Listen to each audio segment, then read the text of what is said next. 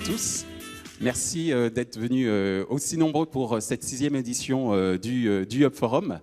Je me présente, Michel Juvillier. Je vais avoir l'immense privilège de vous accompagner durant ces 2 journées pour ce Hub Forum, placé sous le signe de la disruption. Alors, on m'a demandé de me présenter afin de vous en dire un petit peu plus à mon sujet. Est-ce que la régie pourrait faire passer les slides, s'il vous plaît? C'est les inconvénients du direct, ça commence fort. Désolé. Voilà. Ah, on n'est pas au bon endroit. Ça commence fort. Hop. Alors, juste pour me présenter, ça ne devait pas être maintenant, mais c'est pas grave. Donc, on m'a demandé juste de me présenter en quelques mots et de réfléchir à ce qui avait été important pour moi. Alors, ça n'a peut-être rien à voir avec le sujet d'aujourd'hui, mais la première chose qui m'est venue à l'idée, c'est que mon rêve de petit garçon, c'était devenir médecin, parce que j'étais très fasciné par la vitesse à laquelle notre médecin de famille apportait des diagnostics et apportait surtout des réconforts en prodiguant remèdes et bons conseils. Alors aujourd'hui, je ne suis pas médecin, mais j'ai la chance d'être consulté afin d'effectuer à mon tour des diagnostics et de prescrire les remèdes qui permettront à mes patients qui sont dans le monde de la publicité de trouver des solutions et surtout de se développer dans un environnement qui est en perpétuel changement. Si ça pouvait marcher, ce serait top. Le diagnostic est le suivant, merci. Les technologies sont de plus en plus présentes dans nos métiers. Dans le monde marketing d'aujourd'hui, il y a énormément de nouvelles technologies qui se succèdent extrêmement vite, alors même que nous n'avons pas toujours le temps de digérer la précédente innovation. C'est d'autant plus dommageable que ces changements sont censés augmenter notre productivité et la valeur de nos produits et services. Et on va dire que cette accélération d'innovation et la multiplication des opérateurs qui en sont à l'origine fait de plus en plus place à un sentiment d'overdose, pour ne pas dire un sentiment d'angoisse de la part de ceux pour qui cette nouvelle technologie a été pensée, à savoir les médias, les agences et les annonceurs.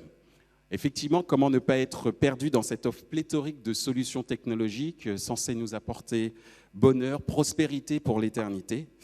C'est ce qui nous rassemble aujourd'hui, et ce qui nous rassemble aujourd'hui, c'est aussi notre volonté de tous ensemble y voir un petit peu plus clair pour aller de l'avant.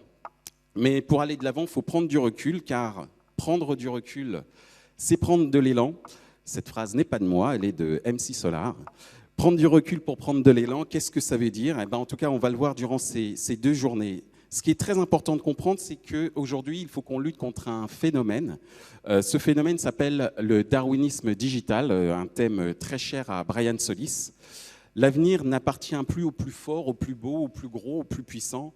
Il appartient à ceux qui s'adaptent au changement et ceux surtout qui, à terme, seront en mesure de pouvoir se transformer. Se transformer, pourquoi? Se transformer pour pouvoir justement passer ce cap de cette disruption. Et c'est ce que nous allons voir durant ces 2 jours. Vous allez prendre du recul grâce à 80 speakers via des keynotes, des workshops, des networking spaces. Et pour ceux qui viennent pour la première fois dans un événement digital, c'est le seul French wording que je ferai aujourd'hui. Vous allez avoir la chance de voir 80 orateurs, des prises de parole, des espaces de rencontre. Ces espaces de rencontre, donc ces networking spaces, seront un moyen pour vous de retrouver vos pairs, des experts, des novices, des naïfs, des dominants, des dominés, bref, une diversité de tribus de la communication et de l'entreprise qui ont accepté de vous rencontrer pour vous inspirer, pour vous adapter, mieux pour vous transformer. Alors vous transformez, ok, mais à cause ou plutôt grâce à quoi?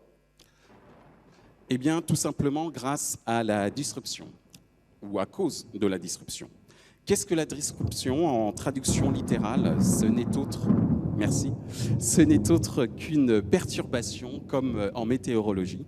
On peut essayer d'anticiper ce qui va nous arriver, il faut bien reconnaître qu'il est parfois difficile de ne pas se tromper. Et quand l'orage arrive, il est souvent bien difficile de savoir où et quand ça va tomber et quels en seront les dégâts. Et malheureusement, l'actualité est là pour nous le rappeler hier et aujourd'hui. Heureusement, l'homme est plein de ressources et vita non expectandum tempestates fieri saltare dicitin brem. Alors, ce n'est pas de la langue de Khaleesi de Game of Thrones, ni même du langage d'elfe. Il s'agit tout simplement de Sénèque en VO qui voulait dire « La vie, ce n'est pas seulement d'attendre que les orages passent, c'est d'apprendre à danser sous la pluie. » Et